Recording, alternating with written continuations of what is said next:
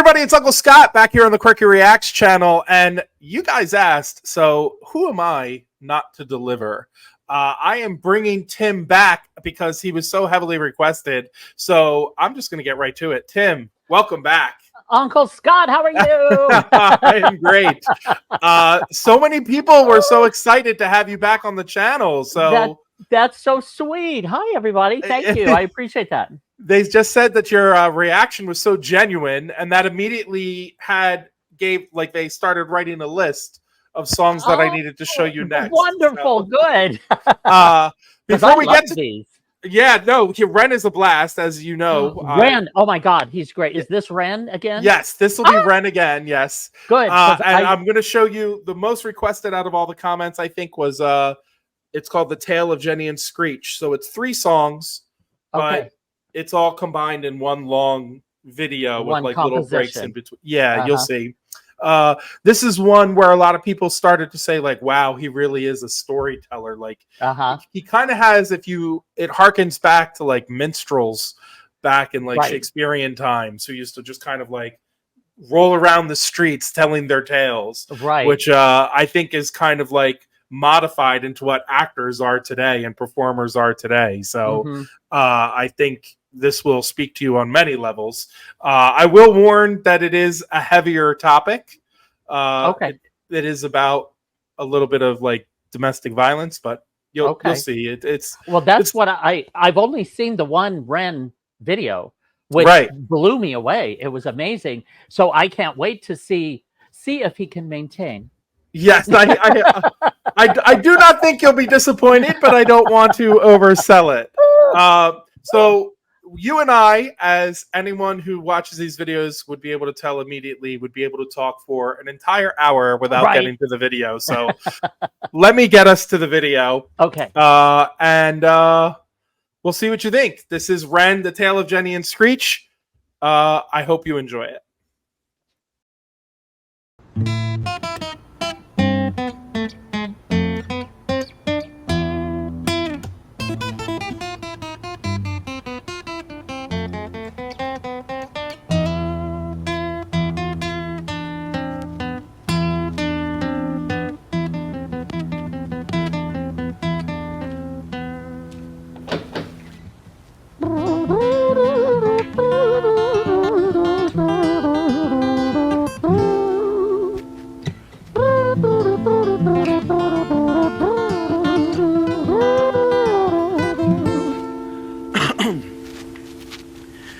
It was a quiet, dark night in an empty street somewhere in London City. Jenny walked alone, she was dragging her feet. She was heading back home to sleep. Well, she knew this town, she knew this floor, because she walked it about 1,000 times before she wanted to escape. Can you blame? Well, on the very same night, in a different place, there walked this hooded young youth by the name of James. He was 14 years old and out of his brain, he'd been smoking ganja with the boys. James, he grew up to be a kid of the street. His mates called him Screech, he was quick on his feet. He was a liar, a thief, at 14 years old, the devil had set his sights on his soul. As Jenny walked home all alone, she felt scared. Usually she was alright, but it was like there was something in the air. A divine intervention telling her to beware, maybe intuition bogging her and making her so scared. Sirens sounded in the distance to the beat of Jenny's feet. A symphony of the night that echoes crime on London streets. Jenny turns a corner, their eyes they meet. Up or go Jenny, a boy named Screech. Give me all your money, bitch, give it to me. If you cooperate, then you'll soon be free. I want your purse, your phone, don't fucking look at me. I mean it, bitch, are you listening to me? Jenny freezes statue like a lady shakes stalactite. Feel like liquid nitrogen in the dark night. She tried to find strength to move, but stayed as still as a statue in high-heeled shoes. What the hell you playing at? You playing games with me? I swear to fucking God, I'll slice the rosy off your cheeks. You think I don't mean it, girl? You don't know me. The last thing you see will be a boy code. Screech reached with the sheath of the blade, with the teeth that could bite through steel and slice concrete, and he swung possessed with the devil in his chest, and the statue she was turned to butter in her breath. It was a quiet, dark night in an empty street somewhere in London City. Jenny lay still On the cold concrete, she's found somewhere to sleep. Well, she knew this town, she knew this floor, 'cause she'd walked it about 1,000 times before. I guess that she escaped. It's such a shame.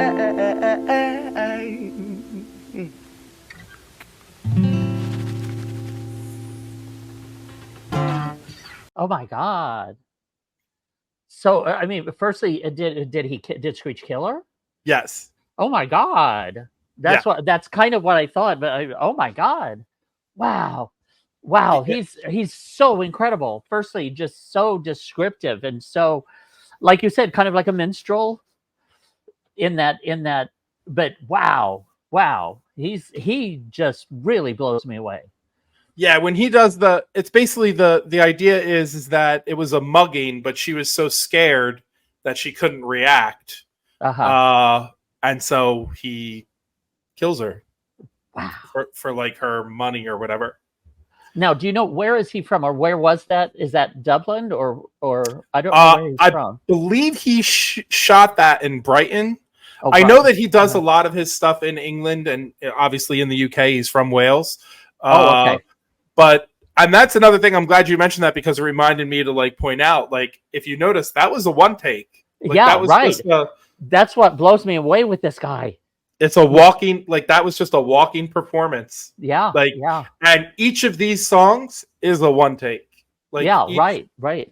Each one that you're about to see will be a one take. So wow, what an artist. Wow. Yeah, so that's just like that's chapter 1. Okay. Now here comes the tale of Screech. Oh, the other thing I wanted to mention too is just because I know you'll appreciate it is I love how he like intros his songs with this like little musical interlude to get you into it. You know what I mean? Yeah. It's like a preamble. Like I just love I don't know. I like Ren, if you couldn't tell. I do too. You're making me a renegade, totally. That's right. I love that you remember the name too. That's awesome. All right, here we go. You ready for the tale of Screech? Yeah. All right, here we go. What made Screech screech? This guitar intro is one of my favorites too.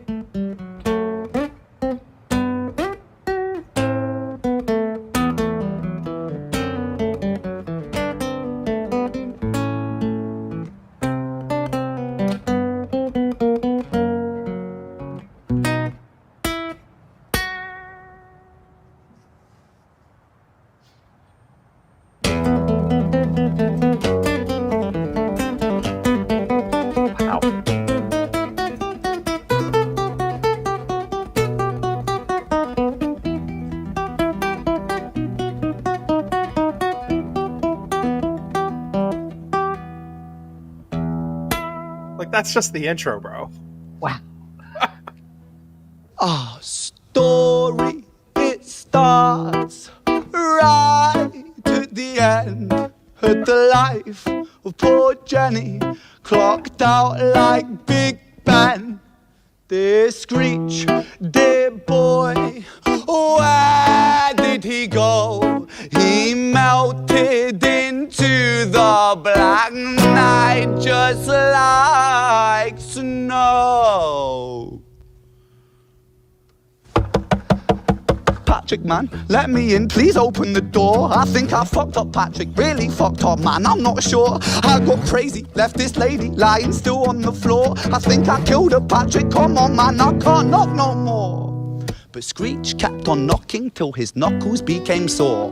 But there's no sign of Patrick down at number 54. No refuge for our villain, for the bitter hands of fate, with something far more sinister in mind that does away.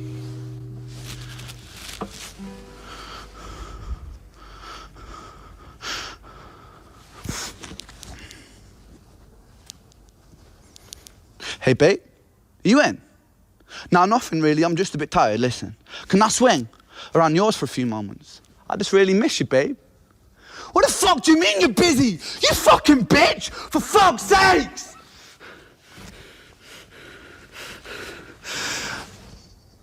Siren sounds approaching like a banshee in the night. The shrill cry of justice cutting like the sharpest knife. But Screech was never one to run, not one to miss a fight. One hand upon his blade, he turned to face the blue lights. Come on then, you fucking cunts, let's fucking have you then. I am Screech, I'm the boss, I'm the ender of men. You think that uniform you're wearing means that you own these streets? These are my fucking streets, and they call me fucking Screech. Richard was an officer who stood at 6'3", working London on the night shift. What he didn't think he'd see was a boy running at him like an animal possessed. With no time to hesitate, he fired 4 bullets at Screech's chest.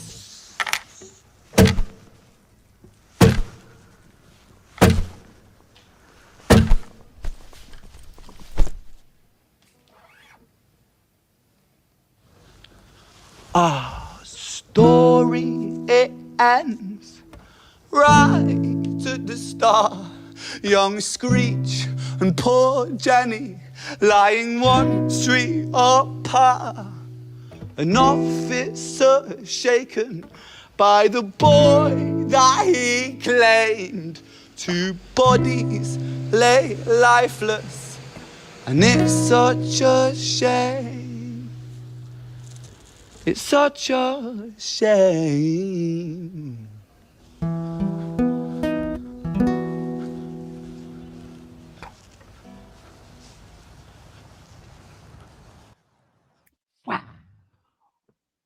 Wow. Oh my God. This guy is just too much. He's incredible. The description, there's just so many things, like him when he's doing and walking down the stairs, and you know, like the coordination of the fingers and the strumming and the walking and all at the same time. And the commitment, his commitment to going down to such depths of anger and wow, and just how he really steps in to these characters. Yeah, you know, from head to toe, he's just totally there, totally present. Yeah, there's when people were suggesting this in the comments to your reaction to High Ren, I actually was like, oh my God. When I started thinking about the stages of these tales, I was like, oh, Tim is going to really love not just the music, but the performance aspect. Absolutely. Like, and how, like, when he just stops there in that, and he takes the phone out and like starts the call, I'm like, oh my, like I've seen you do that on stage before. Yeah. Like I've seen you stop a narrative on stage and be like, oh, this is an aside, but it's important and pertinent to the story. And then like, I was just like, how did I not think of this for Tim? Yeah. Like, so yeah, I just thought it would speak to you.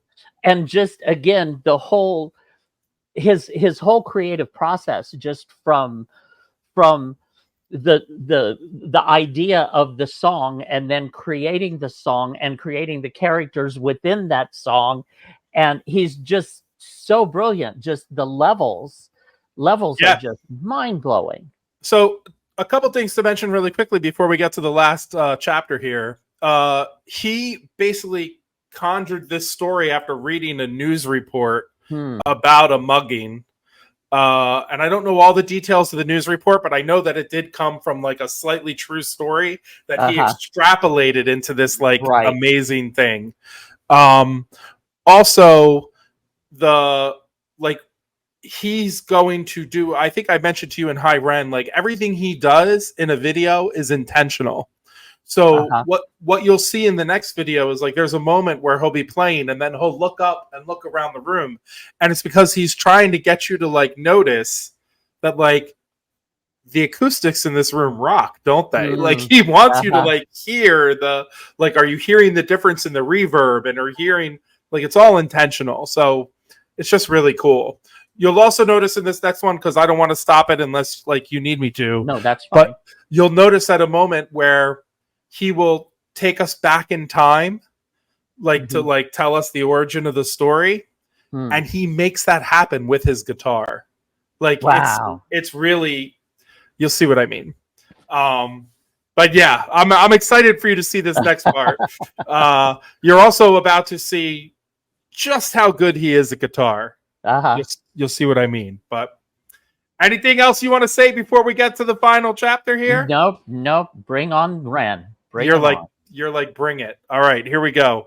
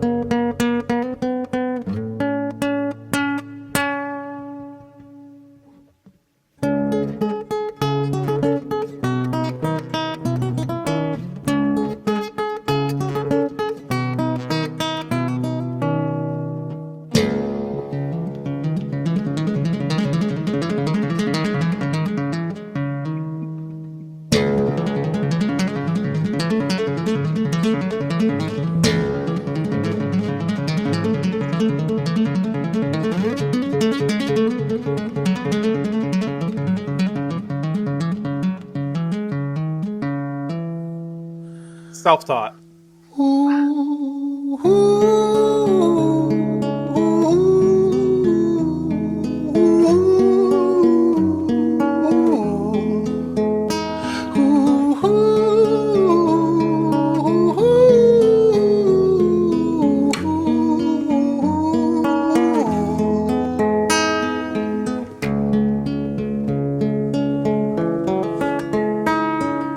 London City, far from pretty, 2005. A lady down in Paddington is fighting just to stay alive. Rhythmic beeps and bloodstains, she saw a lady weep. She's tired and frail. To set the scene, we must rewind the hands of time for Violet's tale.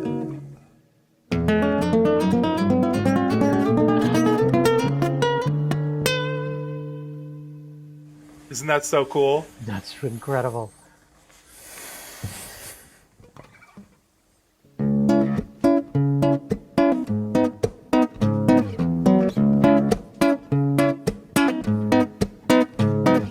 Violet was a silent girl, grew up with violent starts. Her mother was a drinker and her father was a bastard. Every night he took her tie but never left the room. I'll spare you of the things he did, I'm sure her mother knew. Violet was a silent girl, she moved out at 16. A semi-detached council flat, paid for by a welfare scheme. Packing shelves at Tesco, stacking jars like pickled bricks. She met a boy named Stevie and he was a little prick. Violet was a silent girl and Violet she fell fast. See, Stevie was a wrong un, but he sure knew how to charm her. Every night he took her tie but never left the room. History repeats itself, he'd paint her black and blue and dark. She never stood a chance. The devil comes to dance. Violet, why are you always so quiet? On her bedroom door and he's irate. He's been drinking and smoking, he's up late. And he stands by her bedside, she shakes, but her eyes stay shut. You fucking slut, I know you're up. And he pinches her eyelids and folds them up. Violet, why are you lying to me, Violet? She stays silent, things turn violent. That's the sound of his fists when they fall like a crashing pilot. Hit like hailstones, one to the collarbone, full force, full blown, blood's black bone, crack, knick, knack, paddywhack, one to the jaw and the tooth spat, detached fist connects and disconnects a bone. A quick deflect to misdirect the blow, but nonetheless his punches met her throat. Such a mess he's left her bruised and broke. Violet, why you always so silent, Violet? Why you such a little liar, Violet? Do you think I want to do this, Violet? In character, she stays silent. Well, say something, Violet. Silence. Fucking say something, Violet. Silence. Wait. Say something, Violet. not one word, she stays quiet. See, he's bringing us forward in time now. Right. He's bringing us back. Yeah.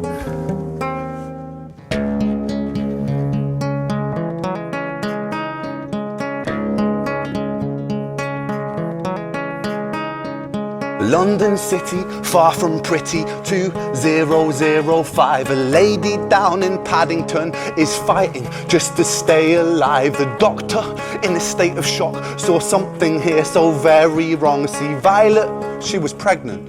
Poor Violet, she was 9 months gone. Turning to the doctor, Violet broke her silence and she cried, if I'm to die right here tonight, please let my baby stay alive. The doctor soon regained composure, called the surgeon to come in. As Violet's world turned to black, the curtains closed, the lights went dim. In London City, far from pretty, 2005. A lady down in Paddington just lost the fight to stay alive. A tragedy or a miracle, it happened on these very streets. Two twins aligned side by side. A girl named Jenny and a boy named Screech. Fucking wow. Wow. Oh my God. I love this guy. Wow. Oh my God. So many questions. What was her name? Violet. Violet. So was she raped and beaten by, was it her stepfather or father or something? So that's what I was wondering. Was it incestual or? No, so she was definitely sexually abused by her stepfather. Uh-huh. But then because of she ran away from home basically, and then the person that she ended up with, that's why he equally as was also, like he said, a little prick. Like he was, but he knew how to charm her, and so he basically history repeated itself. I was just going to say, because that is something in life, and I've been there before, where for whatever reason you seem to follow the pattern.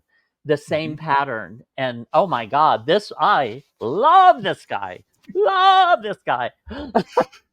So there's like a lot of one of my favorite lines is he says is right there at the end. He says, "A tragedy or a miracle. It happened on these very streets," and you're like, a miracle? All these people are dying. Where's the miracle? And the miracle is, what were the odds that the twins who never knew each other? Because, which also makes sense, because the dad murdered the mom because she died right as she gave birth to the twins. So of course they would be split up and put into foster care. Right. And then what's her name? Jenny takes on the traits of the mom, being quiet and never, and if you read between the lines there, he's saying a lot of things that suggest she was a lady of the night. And that's why she had walked those streets so many times before. And then Screech takes on the abusive. Exactly. And then they never know that they're actually twins, brother and sister. And then they die an hour apart on the same, a street apart. It's just because again, he abused and killed her and and wow, the parallels, wow. And there's so many people have so many theories, obviously, because people who love Ren, we dive deep. And there's, if you remember from Jenny's part, when he goes to his buddy's house and knocks on the door and he's not there, and then he calls, I love that. And then he calls his girl and he goes, "Hey, let me come over," and she's like, "No, you can't right now," and he freaks out. There's a theory among Ren fans that his girl and his buddy are actually together, and and so that's why she couldn't come over. Exactly, and because she's trying to get away from him because Screech is clearly crazy. There's also a theory that Screech's name, he says it at the beginning, I think his name is James or something like that, and then Jenny and James in the UK are like our version of like John Doe. It's what they give the names to kids that don't have names, like orphans that don't have names. So that's another tie-in apparently. And then I also wanted to point out, yeah, he's crazy, right? Wow, this guy is just amazing. And then the last thing, just because I thought you'd appreciate it, just because I know you've made a lot of films too and stuff like that, is I don't know if you noticed, but when he does the thing where he like pulls her eyelids up, they did the focus so that he's not in focus, and then when he pulls the eyelids up, he is in focus. Oh, okay. And I just thought that was such like a small nod to like great film production. Absolutely. And once again, one take, starting off in the little room, in the little hospital bed, and then going out in the hallway, and then going out, and then that spiral staircase. That was great. Right? And then, oh my God. And then walking outside and just again, he takes you on such a journey in such a short period of time, visually, mentally, emotionally, just, bravo, Ren. Bravo. And how does he navigate the like guitar and not hit it? Like this is the first time I've seen this 100 times. And this is the first time I've ever noticed I heard it. When he knocks on the door in the Violet thing here, his head of his guitar touches the door for a second. This is the first time I've ever heard it, but I don't think he knocks into anything the rest of the time. Like amazing. He's very aware of his surroundings and when he's shooting. His intent. He's so intent on everything, every move, every word, every note, he really, really amazes me. I am very impressed with this guy. Once again.